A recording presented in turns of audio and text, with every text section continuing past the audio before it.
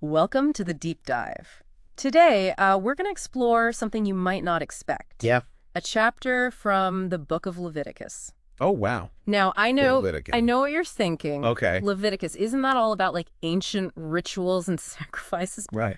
But trust me, Leviticus chapter 19 in particular, Okay. it holds some surprisingly relevant ethical insights That's interesting. that might just make you rethink how you approach your own life. Okay. So, I'm intrigued. yeah. Tell me more.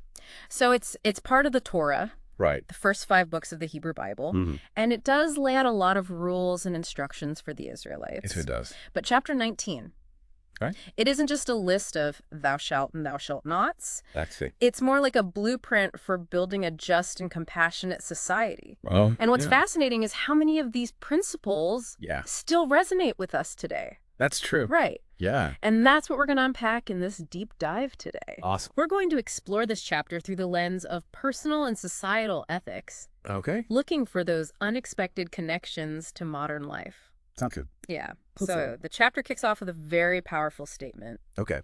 And it says, "You shall be holy, for I, the Lord your God, am holy." Okay. So holiness. Holiness, yeah. That word can sound a little intimidating, right? Like Yeah. something that's kind of out of reach for us. For us mere mortals, yeah. Like, how can we possibly be holy? Right. It's true that holiness is often associated with religious rituals Mm-hmm. or a kind of otherworldly purity. Right. But in this context, it's about something much more practical Okay. and attainable. I like that. It's about reflecting God's character, Mm-hmm. His justice, His compassion and righteousness Mm-hmm. in our everyday actions and relationships. So it's not about being perfect Right. or living in a monastery. Yeah. It's about striving to live a principled life, even in the midst of all the complexities and messiness of the modern world. Absolutely. It's about making choices that align with those deeper values Right. of justice, compassion, and integrity, Yeah. even when it's difficult. Mm-hmm. And those are values many people grapple with, Yeah. regardless of their religious beliefs. Right. It's a human struggle. Now, almost immediately after this call to holiness, Okay. we get 2 very specific instructions, honoring parents and Yeah. keeping the Sabbath. Okay. And these might seem very specific to the ancient Israelite context, Right. but if we dig a little deeper, Okay. we can see how they connect to broader themes Yes. that are still relevant today. I'm listening. Yeah. Yeah, so the family unit and respect for elders Mm-hmm. are still cornerstones of many societies today. Absolutely. Honoring parents isn't just about blind obedience. Right. It's about recognizing the importance of family bonds, Yeah. the role of those who came before us, Right. and the responsibility we have to care for them. Yeah. And what about the Sabbath? I mean, That's a good question. most of us don't observe it in the traditional sense, Right. but it still seems to have something to say to us. Absolutely. Right. The Sabbath, Yeah. a day of rest set aside each week. Mm-hmm. It wasn't just about religious observance. Okay. It was also about recognizing the limits of human productivity Mhm. and the need for rejuvenation. Oh, I like that. Yeah. In our always-on, hyper-connected world, Right. the idea of taking a break, Yeah. intentionally creating space for rest and reflection, Yes. seems more important than ever. I agree. It's a reminder that our worth isn't solely defined by what we produce or achieve. Right. We need time to recharge, to connect with ourselves, Mm-hmm. and with something larger than our daily grind. Right. And that's a valuable concept no matter your background. All right. So we've got this foundation of holiness, Okay. honoring family, and prioritizing rest. Yes. And then the chapter dives into some really specific instructions Okay. about social justice and ethical conduct, like this idea of leaving the gleanings of your harvest for the poor and the stranger. This one's fascinating, isn't it? It is. It wasn't just about random acts of charity. Right. It was a built-in system for ensuring that everyone in the community Yeah. had access to food, Right. even those who are struggling or marginalized. So it was like a social safety net Exactly. woven into the fabric of their agricultural practices. They recognize that everyone deserves a chance to thrive, Right. not just the wealthy or the landowners. Mhm. And it's interesting to consider how this concept might apply to our modern systems. Yeah, like what are our modern day equivalents of gleaning? Right. What systems do we have in place to ensure that those on the margins aren't forgotten or left behind? Right. And are those systems effective? Right. Do they truly provide a safety net, or do they create new forms of dependence, or marginalization? Yeah. These are questions worth pondering. Then Leviticus 19 just keeps going, laying out this whole cluster of ethical guidelines that feel incredibly relevant even today. It does. Like it says, you shall not steal, you shall not deal falsely, you shall not lie to one another, you shall not swear falsely by my name, profaning the name of your God. I am the Lord. Right. It's striking how direct and straightforward it is. Yeah, and it doesn't stop there. It goes on to talk about paying wages, promptly protecting the vulnerable, ensuring impartial justice. It even addresses how we deal with conflict. Oh, wow. You shall not take vengeance or bear a grudge against any of your people, but you shall love your neighbor as yourself. I am the Lord. Whoa, wait a minute. That's love your neighbor as yourself. Like that, love your neighbor as yourself. The very same. Oh! This command, which has become so central to many ethical and religious traditions, Yeah. originates right here in Leviticus 19. That is wild. So even this ancient text is grappling with these ideas of compassion, forgiveness, and moving beyond anger and resentment. It is, and it doesn't shy away from the difficulty of it. Right. Loving your neighbor as yourself is easy to say, Right. but incredibly challenging to put into practice. Especially when we consider how broadly we define neighbor in today's interconnected world. Exactly. Who is our neighbor in a globalized society? Is it the person next door? Or is it someone on the other side of the world whose life is impacted by our choices? Right. These are questions Leviticus 19 forces us to confront.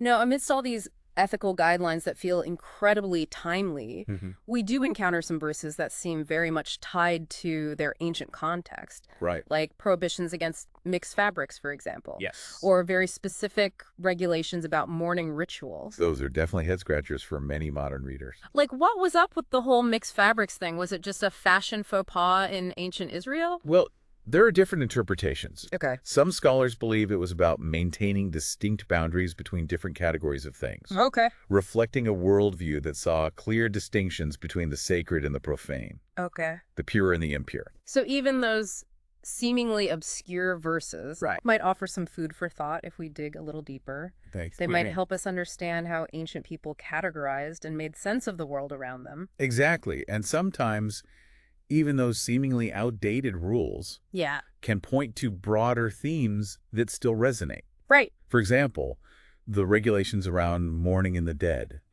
while specific to their cultural context, Okay. also speak to the sacredness of life and the importance of honoring it in appropriate ways. So even in those passages that feel the most distant from our modern experience, we might find threads connecting to broader human concerns and values. That's the beauty of engaging with ancient texts like this. Yeah. They challenge us to step outside our own assumptions Right. and to see the world through a different lens. Okay, so we've covered a lot of ground already. We have. And I know you're eager to hear more. I am. But we'll have to pause here for now and pick up the rest of this fascinating journey in part 2. Can't wait. Welcome back. When we left off, we were just starting to uncover some of the surprisingly relevant ethical guidelines found in Leviticus 19. Yeah, and there's so much more to explore. I'm particularly intrigued by the verses that deal with the treatment of strangers. Oh, yeah? It says, "When a stranger sojourns with you in your land, you shall not do him wrong. You shall treat the stranger who sojourns with you as the native among you, and you shall love him as yourself. For you were strangers in the land of Egypt. I am the Lord your God." It's a powerful passage. It is. Especially when we consider the context. Right. You know, the Israelites had experienced oppression and displacement in Egypt, Yeah. and yet they were commanded to show kindness and compassion to those who were different from them, to those who were outsiders. It's like they were saying, remember what it felt like to be vulnerable and marginalized. Don't inflict that same pain on others. Exactly, and this message feels incredibly relevant to our world today, It does. where we face ongoing challenges with immigration, refugee crises, and prejudice against those who are different from us. Yeah, it's a call to confront xenophobia and fear, to recognize the inherent dignity of every human being, regardless of their background or origin. And it reminds us that many of us, if not all of us, Right. are descended from immigrants, from people who were once strangers in a new land. Right. So empathy and understanding should be at the forefront of how we approach these issues. Okay, then towards the end of the chapter, we get this seemingly mundane instruction about using just weights and measures in commerce. Oh, yeah. You might think, wait, what does that have to do with ethics? Right. It sounds kind of random. But it's actually quite profound. Yeah. Help me understand. Okay. It seems like a very specific rule for ancient merchants. Okay. How does this apply to us today? Well, think about it. This seemingly small detail speaks to a much larger principle: Okay. honesty and fairness in all our dealings.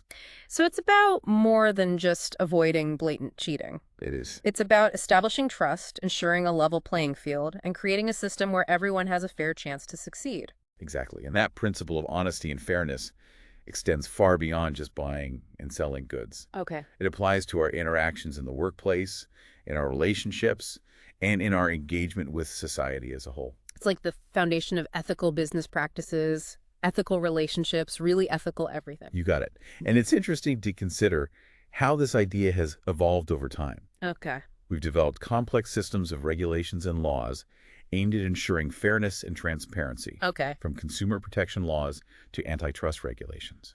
So the core principle of just weights and measures is still at play, but the ways we apply and enforce it have become much more intricate. Right. And this evolution highlights the ongoing challenge of translating these ancient principles into action in our complex modern world. Because while the principles themselves might be timeless, Right. the context in which we apply them is constantly changing. You know, it's amazing to think that these ideas we're discussing, honesty, fairness, compassion, Hmm. are rooted in a text that's thousands of years old. It is remarkable, isn't it? Leviticus 19 provides this ancient framework for ethical living Yeah. that still speaks to us today, It really does. urging us to create a more just and compassionate world. It makes you wonder, if these principles were so important back then, how much more crucial are they in today's complex and interconnected society? That's the real question we should all be asking ourselves.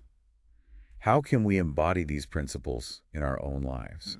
How can we translate them into action in our families, our workplaces, and our communities? You know, throughout this whole deep dive, Yeah. I keep coming back to that idea of holiness. Oh, yeah. It's not just about following rules. Right. It's about reflecting a certain way of being in the world. Exactly. It's about cultivating those inner qualities of justice, compassion, integrity, and humility, Right. and then letting those qualities guide our actions. It's like Leviticus 19 is giving us a set of lenses through which to view the world and our place in it.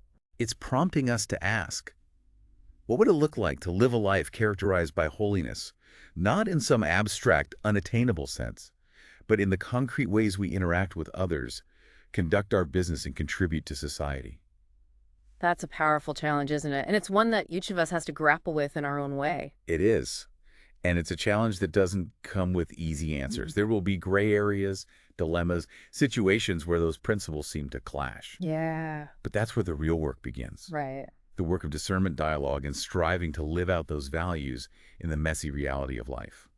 So as we wrap up our deep dive into Leviticus 19, I want to leave you with this thought. Yeah. Go back and read the chapter again. Really sit with it. Yeah. Reflect on the principles it lays out.